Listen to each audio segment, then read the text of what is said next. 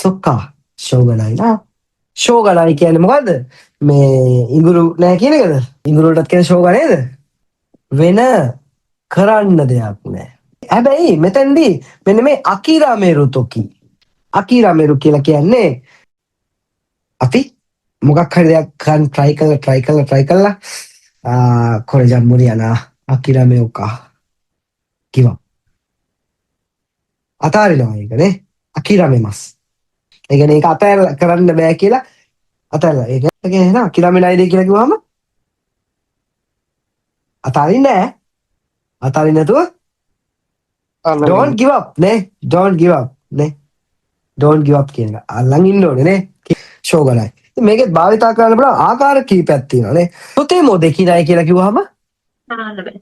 බෑ සෝ කරන්න බෑ නේ කවුරු හරි සනසන්න නේ සනසන්න කියන්නේ නලවන්න නෙමෙයි මොකක් හරි වැරද්දක් වුණා අපි කියන්නේ කමන්නේ ඉතින් තව පාරක් තියෙනවනේ ඉතින්